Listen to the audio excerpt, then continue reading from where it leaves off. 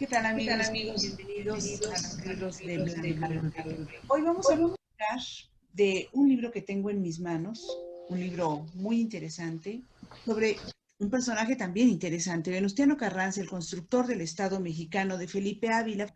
Entre los libros que ha hecho Felipe Ávila está, por ejemplo, es el de Emiliano Zapata, La lucha por la tierra, la justicia y la libertad. Luego tiene La breve historia de la Revolución Mexicana, que hizo con Pedro Salmerón, y algunos otros que tiene también Felipe Ávila. Ahora nos presenta este libro, que se llama así, Carranza, la construcción del Estado mexicano. Felipe, te agradezco mucho que aceptes conversar conmigo para este canal. No, al contrario, me da muchísimo gusto tener esta oportunidad de platicar contigo. Yo debo confesarte algo, Venustiano Carranza nunca me ha caído muy bien. Siempre he sentido de Venustiano Carranza, siento que es una persona que se quedaba tan callada que no sabía realmente lo que pensaba. Pero luego observo en tu libro una especie de evolución en la misma personalidad de él. Admiro, y lo entiendo ahora mejor en tu libro, el tesón y este silencio que no significa que quite el dedo del renglón. Dime si estoy equivocada en estas apreciaciones, por favor. No, yo creo que tienes razón. Carranza era una personalidad introvertida, era alguien muy serio, que hablaba poco, que pensaba mucho antes de decir una palabra, pero eso no significa que no estuviera en la conversación con quien estuviera enfrente de él y que no estuviera dándole vueltas a analizar la situación y decidir qué es lo que convenía decir. Creo que es una gente muy reflexiva. No era un conversador natural, simpático, agradable, dicharrachero. Aunque tampoco era tan reservado y tan taciturno como Emiliano Zapata. Zapata también era una gente que hablaba muy poco. Y lo que pasa es que Carranza, al Carranza que conocemos ya es al Carranza personaje público y que tiene que medirse y tiene que ponderar mucho más sus decisiones y sus palabras. Pero este es el Carranza público que nosotros conocemos. Realmente se sabe muy poco del Carranza interno. Este es un Carranza prácticamente desconocido, porque no se muestra en los documentos, no se muestra en sus actos públicos. Hay muy pocos testimonios de ello y algunos de esos pocos testimonios que me parece que son sumamente valiosos son los que yo recupero y pongo en algunos pasajes de este nuevo libro, sobre todo las cartas a sus hijas. Creo que son de los pocos testimonios directos de Carranza en donde nosotros podemos acercarnos a Carranza como ser humano, como padre. Aparece como un padre cariñoso, como un padre protector, y eso pues sorprende porque es alejarse un poco del papel que él estuvo representando durante buena parte de su vida pública de manera muy consciente y muy controlada. Sí, justamente es una de las cosas que observo, que dices, aunque su esposa era igual, más bien callada, algo tímida, igual que él, en eso se encontraron el uno con el otro.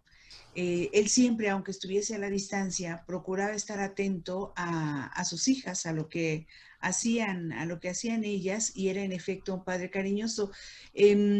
Logras, sin embargo, logras pues este acercamiento a antes de que fuese un hombre propiamente público, y nos regalas en este acercamiento a un padre, como dices, efectivamente cariñoso, pero que ya había empezado, ya estaba manifestando también pues sus intereses en la política, en aquel primer acercamiento que tuvo con Madero.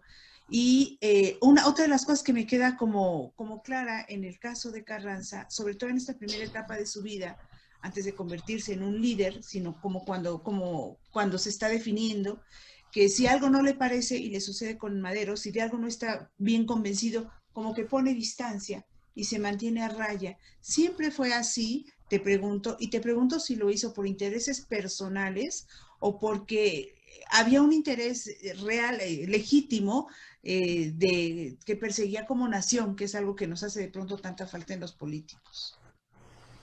Pero yo creo que son las dos cosas. Ajá. Yo creo que Carranza, desde muy joven, por los testimonios que conocemos de su vida pública, es alguien que tiene principios y que es muy consecuente con ellos. Okay. Es alguien comprometido con sus ideales y cuando las acciones, las circunstancias que lo habían llevado a comprometerse con una causa, con un grupo o con algún personaje, eh, dan un giro que no le satisface, con el que no está de acuerdo, pues él efectivamente toma distancia. Creo que Carranza le daba mucha fuerza a su palabra y a sus convicciones. Eso llevó a que muchos de sus interlocutores pensaran que Carranza era una gente obstinada y terca, de ideas fijas y casi imposibles de cambiar, que cuando tomaba una determinación no había poder humano que lo hiciera cambiar. Incluso llegaba a desesperar a sus interlocutores. En la muy difícil relación que hubo con Estados Unidos, pues él estableció negociaciones con el presidente Woodrow Wilson, con su secretario de Estado, Bryant, envió a funcionarios de su gobierno a establecer negociaciones diplomáticas para tratar de resolver algunos de los difíciles problemas que se presentaban en la relación bilateral.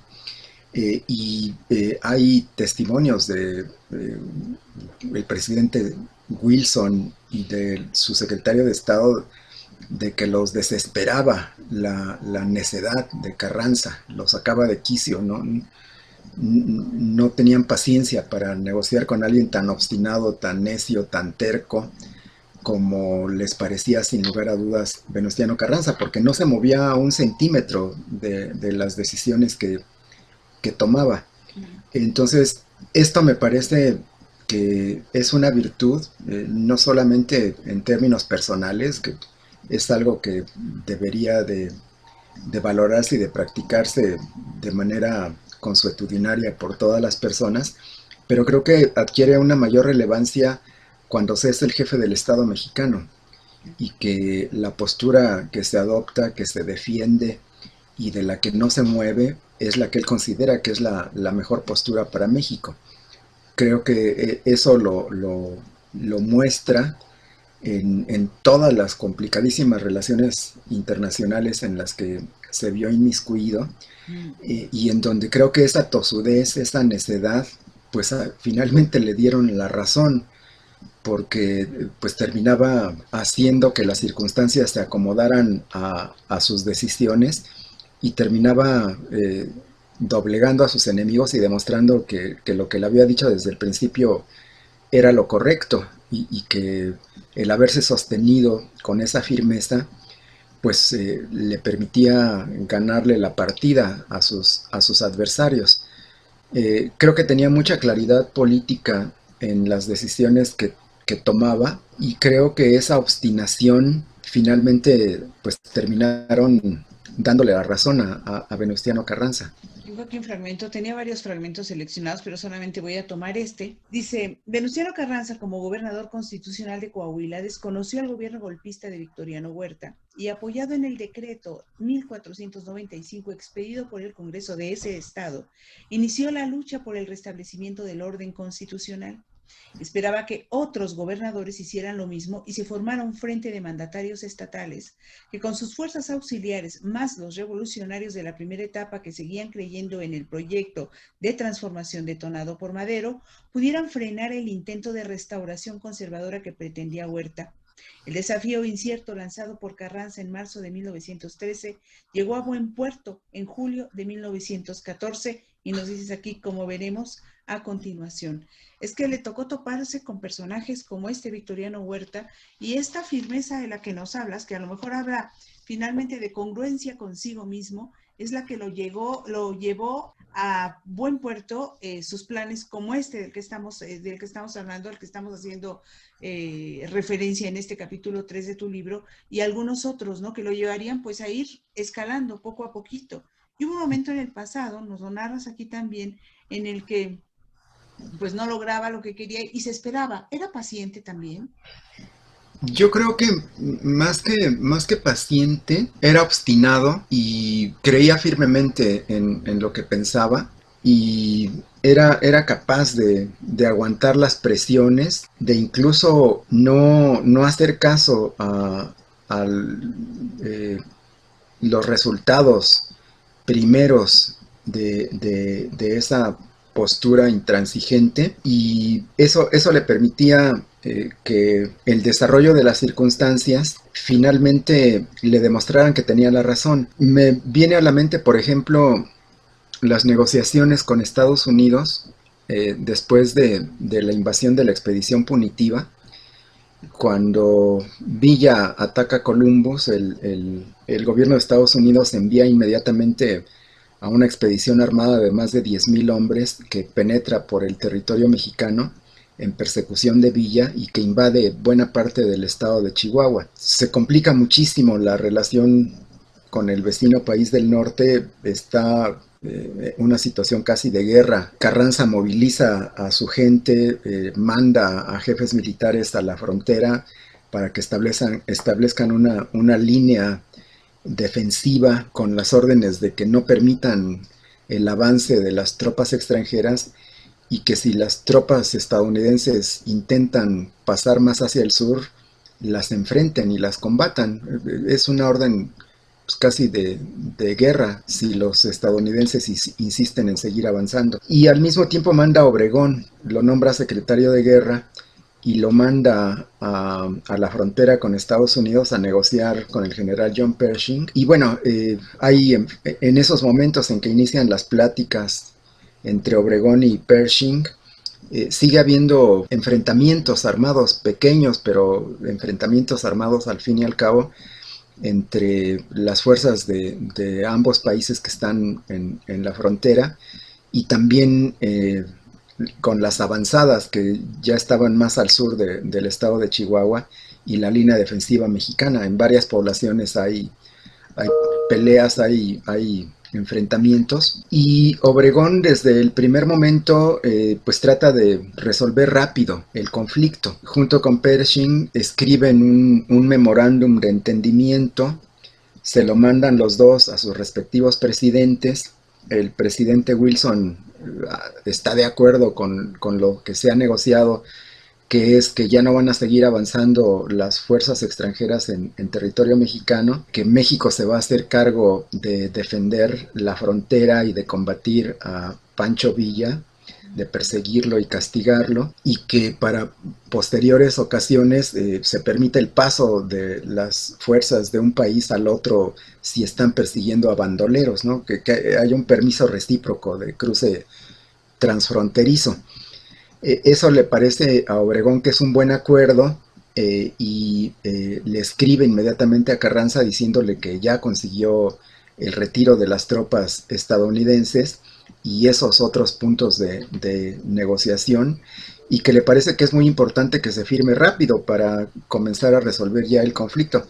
Bueno, desde el primer momento en que recibe Carranza esta comunicación le dice que está en absoluto desacuerdo porque ahí no se establece el retiro incondicional, inmediato, de las tropas extranjeras.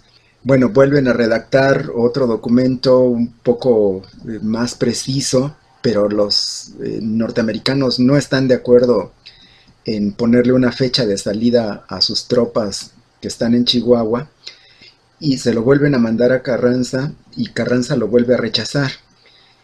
Hay otra invasión por otro lugar que no es Chihuahua, se vuelve a poner tensa la situación, Obregón vuelve a sentarse a negociar, llega otra vez a acuerdo con Pershing, le vuelve a mandar el memorándum a Carranza y Carranza lo vuelve a rechazar. Y en esta ocasión la carta de Obregón a Carranza es así como de una extremada urgencia porque le dice es que si no arreglamos esto el problema nos va a rebasar y se va a complicar más, ya está habiendo enfrentamientos armados y invasiones en otros puntos del territorio y esto se está convirtiendo en una bola de nieve, tenemos que resolverlo ya y yo creo que esto que los americanos están ofreciendo está bien, vamos a aceptarlo. Le dice, déjeme arreglarlo, yo comprometo mi prestigio para poder solucionar esto rápido. Y Carranza lo vuelve a mandar por un tubo. Le dice, no, a lo mejor usted que es muy joven y que está ahí en el lugar de los acontecimientos, no tiene una visión objetiva de lo que está pasando y por eso cree que tenemos que apresurarnos en firmar, pero no podemos firmar algo que no nos conviene y que compromete la soberanía de México. Y no se preocupe, lo que está pasando en la frontera no se va a convertir en una guerra de mayor dimensión. Entonces le dice, estése tranquilo, el tiempo juega a nuestro favor. Eso Obregón no lo entiende, vuelven a sentarse y finalmente después Wilson se da cuenta de que Carranza no va a ceder ni un milímetro y que él no está dispuesto tampoco a ponerle una fecha precisa a la salida de la expedición punitiva de México. Y entonces pues dan por concluida la negociación y Obregón tiene que regresar con la cola entre las patas porque habiendo sido el general en esos momentos más prestigiado, más popular de toda la Revolución Mexicana, pues la verdad es que quedó muy mal parado porque quedó en ridículo ante los estadounidenses. Entonces, pues Obregón, que había sido el personaje militar más importante en esta etapa de la revolución, se siente defraudado y regresa muy disgustado con Venustiano Carranza, pero lo que me gustaría subrayar es que esa postura de Carranza finalmente le dio la razón. Y eso que le criticaba a Obregón de que por su juventud, por estar en el centro de los acontecimientos, por sentir las presiones del gobierno de Estados Unidos, no le permitía tener la cabeza fría y darse cuenta de que los que estaban desesperados por salir rápido de la ratonera en la que se habían metido eran los estadounidenses y que el tiempo corría a favor de México y no de Estados Unidos, finalmente le dio la razón, ¿no? Entonces creo que eso muestra cómo esta paciencia, esta terquedad, esta obstinación, cuando se está representando los intereses de México, pues es una actitud valiosa que rinde frutos, ¿no? Y creo que Carranza lo demostró en muchas ocasiones. Si tuvieras, Felipe, después de haber, te voy a hacer dos preguntas al mismo tiempo, después de haber visto tan de cerca la figura de Venustiano Carranza, o de Don Venus, como le suelen decir, dos cosas. Una, si tuvieras que rescatar tres momentos fundamentales en la vida pública o en la vida de Venustiano Carranza, quizás este que nos acabas de narrar sería uno, no lo sé. ¿Cuáles serían esos tres momentos? Esa es una. Y la segunda, hay partes en la vida antes de que fuera una figura pública que son importantísimas que tú rescatas aquí. ¿Es eso lo que le deberíamos como de nuevo a esta obra de Felipe Ávila? Bueno, yo creo que tres de los momentos más importantes en la vida pública de Carranza son, sin lugar a dudas, cuando decide desconocer a Victoriano Huerta y llamar al pueblo mexicano a levantarse en armas para derrocarlo y restablecer el orden constitucional. Un segundo momento importante yo creo que fue cuando, después de convocar al Congreso Constituyente y de que el Constituyente terminó su obra, cuando recibe la Constitución de manos del presidente del Congreso, Luis Manuel Rojas, y que la firma, yo creo que en este momento debió haber sentido que esa decisión que había tomado había valido la pena. Y un tercer momento yo creo que es cuando decide poner todo lo que estaba de su lado, en sus manos, para impedir el ascenso al poder de Álvaro Obregón. Creo que son tres de los momentos importantes en su vida pública. Y bueno, yo creo que este libro lo que ofrece es una nueva visión sobre Venustiano Carranza.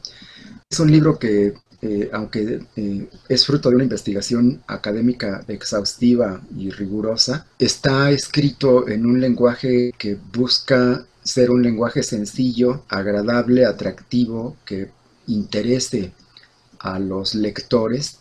Sí, que además tiene ilustraciones. Ahora hablaremos de las ilustraciones, que es algo que de repente algunas personas que no tienen a lo mejor mucho el hábito de la lectura buscan, pero yo les aseguro a quienes nos están acompañando que van a disfrutar justamente de ese tono, que es un tono que no es para nada académico, por más que sea una exhaustiva investigación académica y que tú mismo seas un investigador, un académico, no tiene este tono docto y sí efectivamente creo que le quita el broncíneo que siempre acusamos y señalamos que tienen los personajes y particularmente en este personaje que justo reflexionaba yo, que es quizás de los de la Revolución, uno de los varios poco estudiados, o no suficientemente estudiados, nada comparado con lo mucho que se ha estudiado al propio Obregón o a Zapata o a Villa, ni se diga, ¿no? Ahora cuéntame, las ilustraciones, como en el caso de Zapata, porque también, si mi memoria no falla, Jorge Aviña también colaboró contigo en el de Zapata que hiciste previamente. El de Zapata, si no me equivoco, es de 2018, pero son ilustraciones muy interesantes, muy bonitas. ¿Cómo es el trabajo con Jorge Aviña para las ilustraciones? El ilustrador lee el texto, se hace una idea de los personajes, de los escenarios y de los acontecimientos y comienza a bosquejar algunas de las primeras ilustraciones, pues generalmente son muy buenas sugerencias. A mí me parece que están bien, que tiene una buena sensibilidad y es de una gran calidad artística su trabajo. Y entonces cuando yo manifiesto mi conformidad con esa forma de enfocar gráficamente el libro, pues el ilustrador ya se pone a trabajar y comienza a ilustrarlo, ¿no? Yo reviso el trabajo hasta que está ya concluido en las revisiones finales. Observo una característica, no sé si estarás de acuerdo y te quiero preguntar si te gustó a ti el Venustiano Carranza que le dio a este libro, Carranza, el constructor del Estado mexicano, que la cabeza es un poco más grande proporcionalmente que el cuerpo. Lo era en Zapata también, un poco menos notorio quizás que aquí en el de Carranza. A mí me gusta, sí, me parece que es ¿Ah? una buena imagen como portada. Bien. ¿Qué sigue para Felipe Aviña? ¿En qué estás trabajando, Felipe? Bueno, terminé un libro sobre las compañeras de Zapata, que me gustó mucho porque es también creo la primera vez que conocemos a un Zapata distinto, a un Zapata íntimo, Ok. a través de su relación y a través de los ojos y de los sentimientos y de las palabras de varias de las mujeres que fueron sus compañeras de vida. Pero es un libro que a mí me gusta mucho cómo quedó. Me parece que sí ofrece un personaje que no se conocía hasta ahora y que es un Zapata muy, muy interesante. Y también he comenzado a trabajar una nueva biografía ahora de Álvaro Obregón. Otro personaje Ujú. muy interesante de la revolución. Oye, hablando de Carranza ya, ahora sí para terminar, hablando de las mujeres Zapata, este libro que promete mucho, ¿cómo era la relación de Venustiano Carranza con las mujeres? Era, sí, un personaje al que le agradaba la compañía femenina, sobre todo cuando era ya un personaje famoso. A Carranza le gustaba mucho ser el centro de la atención, le gustaba interesar a las mujeres, era muy galante con ellas, le gustaba platicar, le gustaba muchísimo bailar, se amanecía en esas veladas. Ahora, en términos personales, pues él tuvo su esposa, con la que procreó dos hijas, nunca se casó con ninguna otra mujer, pero sí tuvo otra Amasia, otra mujer con la que procreó, no recuerdo ahorita si tres o cuatro hijos, más pequeños que las dos hijas de su esposa legítima, y pues pudo mantener alejada de la mirada pública esta otra relación, la pudo mantener fuera de los reflectores, digo, su vida privada la pudo mantener fuera de los reflectores, y particularmente esta relación extramarital Ujú. y estos hijos que tuvo con esta otra mujer, pues también comenzaron a ser conocidos hasta después de que lo mataron, ¿no? Ya. Ujú. Vaya, qué historias. Bueno, pues eso lo conoceremos en la siguiente entrega después de la de Zapata. Felipe Ávila, muchísimas gracias por haber conversado conmigo y muchas Al felicidades. contrario, gracias a ti, nos vemos. Hasta luego, hasta la próxima.